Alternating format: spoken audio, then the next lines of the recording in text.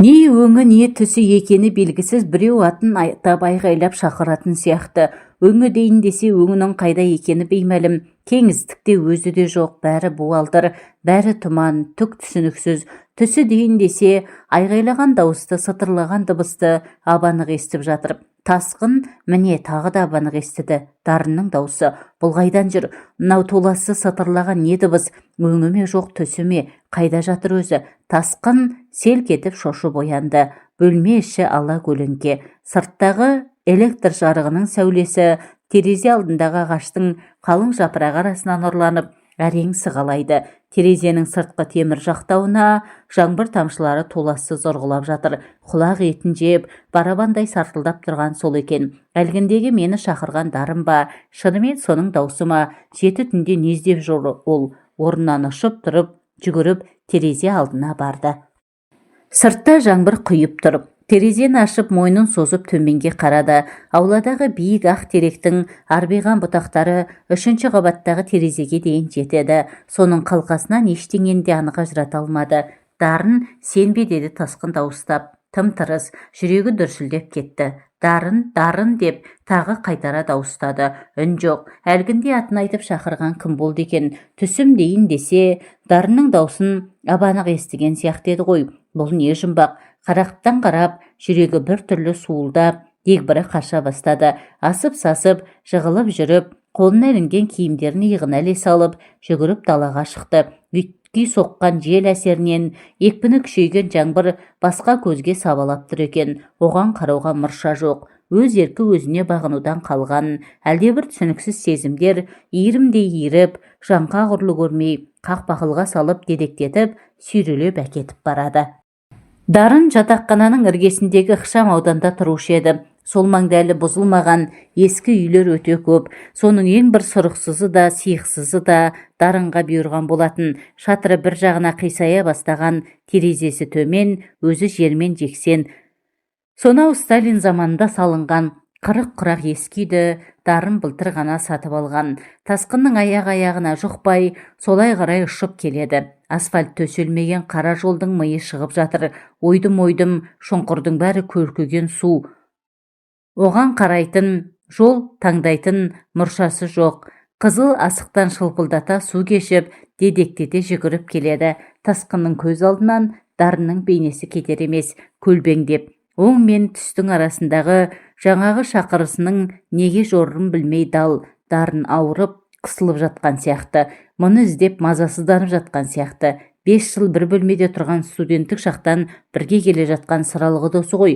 Бұлар институт бітіргелі де 8 жылдай болыпты. Одан кейін 7 жыл тағы бір пәтерде тұрған.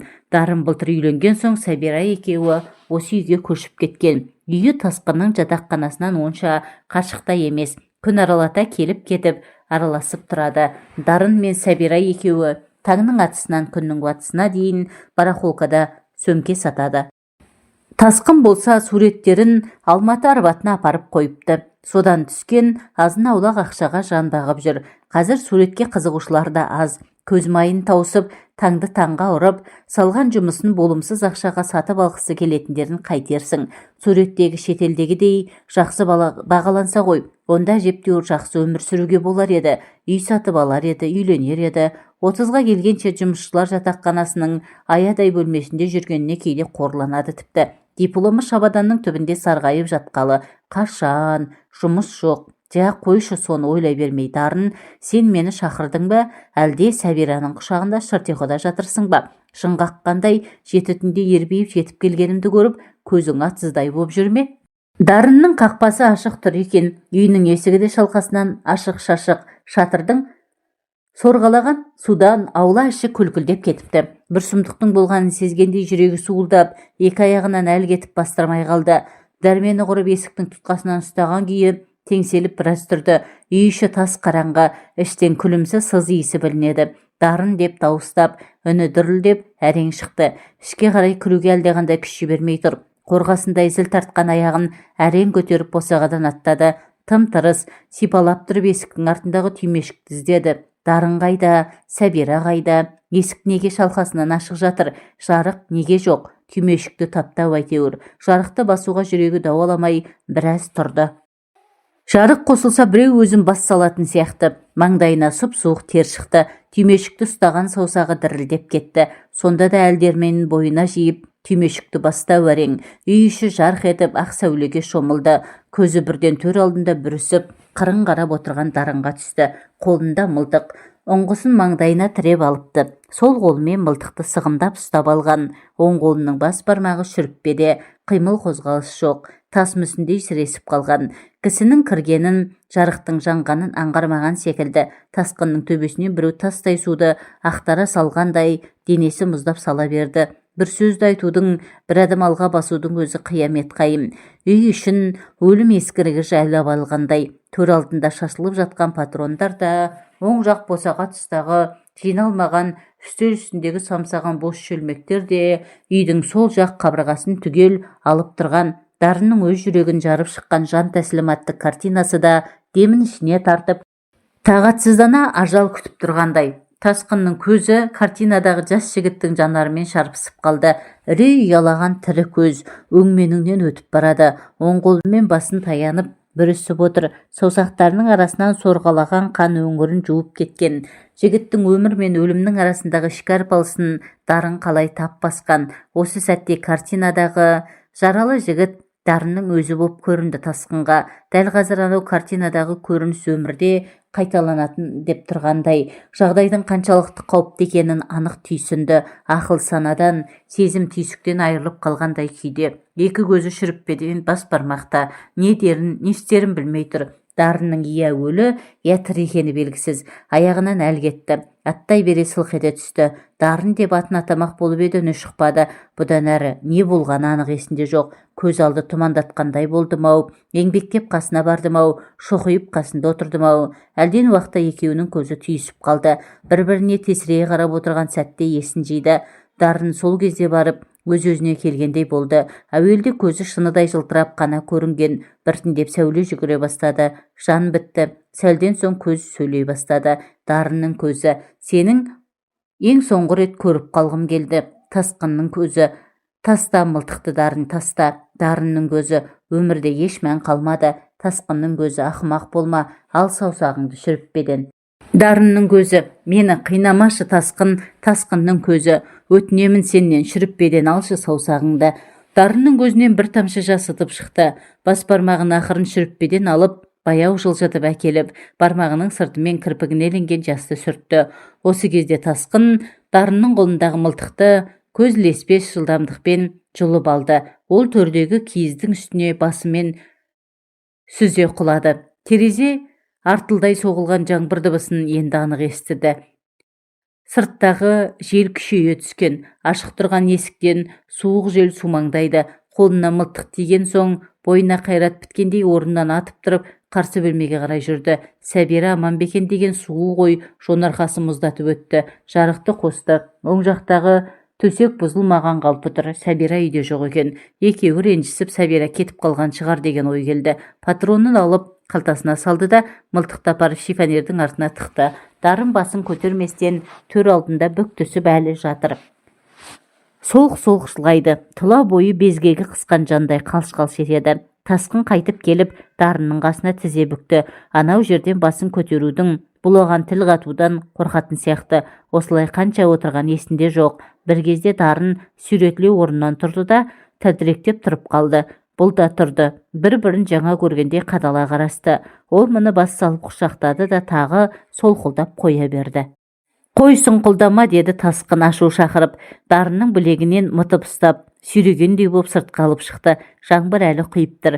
Сен тұра тұр, мен киімдерді алып шығайын деп үйге кіріп кетті де Дарынның плашы мен шляпасын алып шықты. Жарықты өшіріп қайта шықты. Тасқын сұрамашы, ештеңені де сұрамашы менден. Қаңғытшы мені айдалаға, иесіз құла түзге, адам аяғы баспас құмға, шөлге. Қаңғыртшы мені. Мен әкесінің аузын ұрайын тірліктің. Тасқын, сен ғана түсінесің мені. Түңілдім бәріне. Дарын, жүр барға кірейік, деді тасқын, оның сөзін бөліп. Ол бетіне бедірейе қарап тұрып үнсіз келісімін білдірді. Екеуі жатақхананың іргесінде түнгі барға кірді. Подвалда орналасқан түнгі бардың іші бозамық сәулеге шомылып мүлгіп тұрып, Қаба сақалды бармен жігіт темекісін будақтатып өзі жалғыз отыр екен. Бұлар төрдегі үстелге барып жайғасты. Көп ұзамай алдарына бір шөлмек Қазақстан коньягі мен жеңіл-желпі тамақ келді. Саған оқас туралы айтып бедім. Айтқан жоқпын ба? Аха, онда айтайын, деді Дарын бір-екі рюмка коньяк ішіне кеткен соң барып тілге келіп. Оқас бала күнгі дос қой. 9-шы сыныпқа дейін бір партада отырық. Оқас сері еді. Оқас сөзге шешен еді. Бойы сұңғақ, өңді болайын деп тұрған бозбала еді. Тасқын өз ойымен өзі арпалысып кетті де, оның не айтып отырғанын ұқпады. Оқастың не қатысы бар? Әлде өз-өзін алдандырғысы келіп отыр ма? Сәбира қайда кетті екен? Мына ессіздің өз-өзіне мылтық кезенгені несі? Не көрінді көзіне? Бұл бармағында жағдайы не болар еді? Мына Құдай айдап апарған шығар. Аха, сол Оқас 9-шы бітірген жылы жазда асылып өлді. Тасқын селкете түсті. Ойы бөлініп еріксіз Дарынның сөзіне құлақ қойды. Асылып тұрған жерінен өзім ағытып алып едім. Дарын рюмкасын сығымдап үнсіз отырып қалды. Маңдайындағы қос әжімі тереңдей түскендей көрінді. Самай шаша қара бастапты. Неге асылып өлгенін жөнінде алып қашпа сөз желде ескен. Оның қайсысы шын, қайсысы өтірік, бір Құдайдың өзі білсін. Менің білетінім, ауылдағы бір жесір қатынға Оқас жиі барғыстап жүруші еді. О қатынның жасы 30-дың жуан ортасында болатын. Аха, қаншалықты дос болсақ та о қатын туралы Оқас маған жақ ашқан емес. Елдің айтысына қарағанда сол түні ол жесір қатынның үйіне қонған екен. Түнде ана қатын Оқасты қойнына алған дейді. Бұрын әйелмен болып көрмеген бозбала ғой. Төсек рахаты дегеннің не екенін қайдан білсін? Қысқасы, қатынды қанағаттандыра алмаған. Түннің бір уағында әбден көзі қарайған қатын, сен еркек емессің, бүйтіп қор болғанша асылып өл деп Оқасты басқа көзге сабалайды. Оқас үйден қашып шығады. Шыққан бойда үйіне келеді де қорасына кіріп асылып қалады. Дарын көзіне түскен бұйра шашын ширатып үнсіз отырып қалды. Дарын, қойшы осындай әңгімеңді, деді Тасқын ызғарлы үнмен. Бір дұрыс сөз шыға ма сенен бүгін? Жоқ па, не болған саған? Тасқын, тыңдашы. Тыңдамаймын. Сәбира қайда? Не болды сендерге тағы да? Ұрыс-керістерің бітпейді екен осы, түсіндірші маған. Сәбира кетті, енді келмейді. Неге, не болды сендерге? Есің дұрыс па сенің? Мылтықты қайдан алдың? Ай, мылтықты қайдан алдың деймін. Сатып алдым. Қайдан? Оны не қыласың? Әй, өз-өзіңе мылтық кезеніп не көрінді саған? Бағана мен келмегенде не болатын ең? Құдай сақтады қайта. Неге өйттің? Әй, неге өйттің деймін саған. Бұрылма, бері қара, түсіндірші. Түсінгің келсе, оқы мынаны. Дарын төс қалтасына екі бүктелген жуан конвертті алып шықты да үстелдің үстіне тастай салды. Тасқын конвертті қолына алып бүктеуін жазып, жазуына үңілді. Сыртына Сәбираға деп баттитып жазып қойыпты. Конвертті ашып, ішінен 10 жақты бетке жазылған хат алды. Дарынның маржандай жазуы, хат Сәбира деп басталыпты. Мен бүгінгі жанжалдан кейін саған бәрін де ашып айтуды парызым деп санаймын. Сен ештеңені де түсінбестен байбаламға бастың, Карлыға тіл тигіздің, мені 200-ді алаяқ деп сөктің.